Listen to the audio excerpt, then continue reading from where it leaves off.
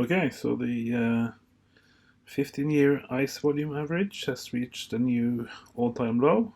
It's now below 14.4 thousand cubic kilometers, and you can see it going a little bit up and down through the past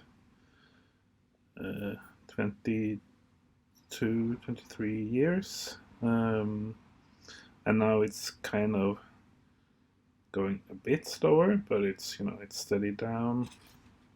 And a new slide I've made.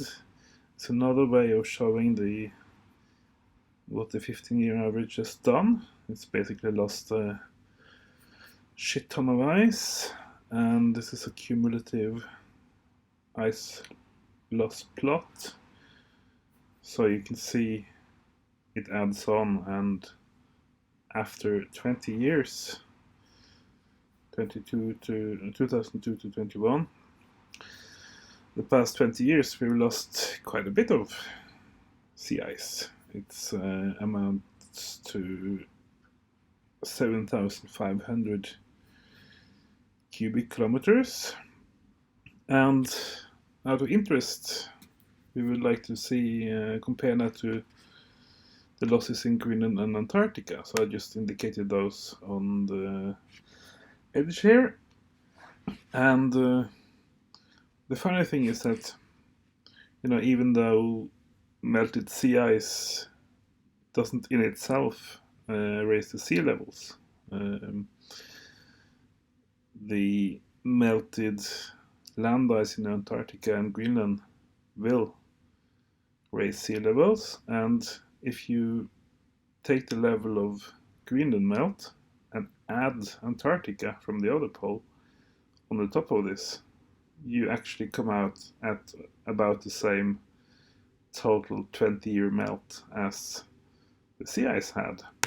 And then this blue mountain of lost ice that is now floating around in the world oceans has actually raised the sea levels. I could translate it to millimeters, but I don't have that number here at the moment. But yeah, it's quite a big slump of ice that's gone missing, both on the sea and in the polar glaciers in Greenland and Antarctica. And the way to understand this is sort of to look at the sea ice as a trigger for the melting of Greenland, because the coast of Greenland have become more and more ice-free for more and more of the year, and that both directly melts the land ice because the fjords go deep inside of Greenland, so it melts the glaciers from below, and it also brings more oceanic weather systems in over Greenland with low pressures and precipitation as rain and stuff. So Greenland is melting faster and faster because the Arctic sea ice is gone, and you have the same kind of mechanism in Antarctica.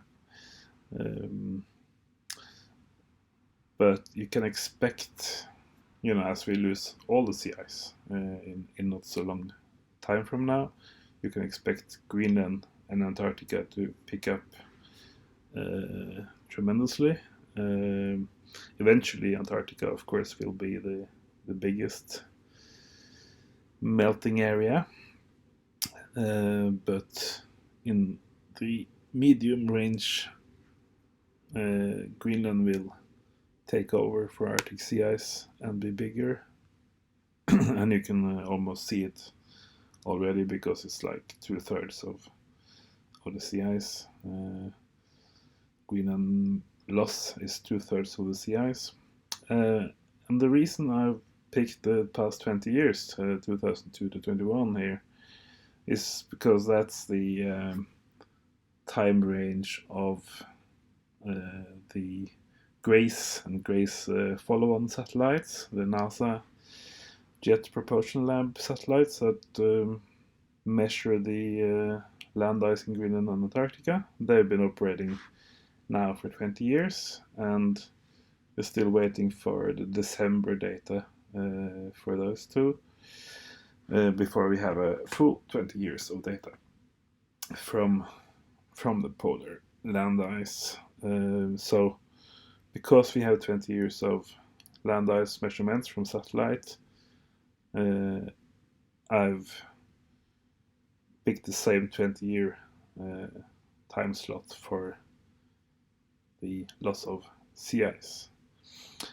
And this is based on the 50-year average sea ice volume from biomass, and the exact figure 7,500 cubic kilometers will vary for other averages, but this is, this month we're looking at the 15-year. Okay, so I hope you like that. Then back to the regular tables. So up here we have 15-year Arctic sea ice volume loss. That's down to 0.2 now, but still would lead us to a half-year ice-free in 2038. 25-year average and 20 has a bigger daily loss, 0.7 cubic kilometers. But you can see, overall, that it's kind of, the colors are cooling off. You have colder colors, and it indicates that we are sort of at a slow end of, or a slow phase of the sea ice loss. That's to do with La Nina. It's a slightly cooler year in the polar oceans, and there are indicators that this will change rather rapidly through the winter and spring months of 2022, but that's still to see. And then we will see green and yellow and red colors, not because it's spring, because these are averaged over the full year, over multiple years actually. So the seasons don't enter into it, but the cooler periods relatively, a colder year, 12 months will feature in cooler colors here, but it's not related to the season that we're in, if you get that. So the earliest year we will have a half year ice free in the Arctic Ocean is 2036 according to this one.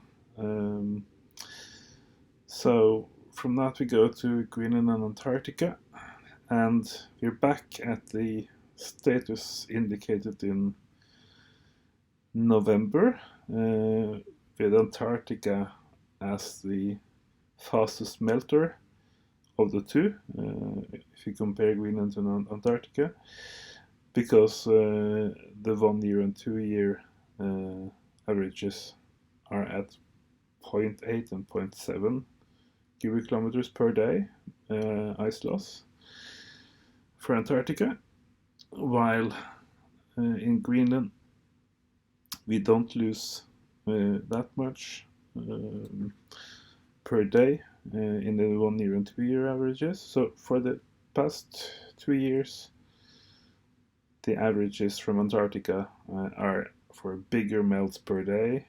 But if you go up to the 3 year average, it's a different story, because there we have 1.5 cubic kilometer of ice loss per day in Greenland, and only 0.9 in Antarctica. But that's we have had a loss of the first GRACE satellite from NASA. It was it malfunctioned, or it had to be replaced 3 years ago, approximately. And even though the data we have last time, the data that is for November, is back on the good again, back in the regular functioning. So the data is, the latest data point is good, but because the data point before that wasn't good, it still means that the 1.5 you see here is colored by the non-good second to last data point. So I would take the 1.5 with a grain of salt if I were you, but the 3-year average for both poles will be more sensible or higher quality the next update for the polar ice caps. Okay, so for now, as I said, Antarctica is in the lead. The past 48 months has have Antarctica before Greenland in terms of ice loss per day, and this is an interesting trend to watch and see if it lingers on, and maybe, you know, after 3 or 4 months with the same sort of trend consistently, maybe you could say that Antarctica is taking over, you know, not just taking over 1 month, but taking over for good, or for most of the months of the year.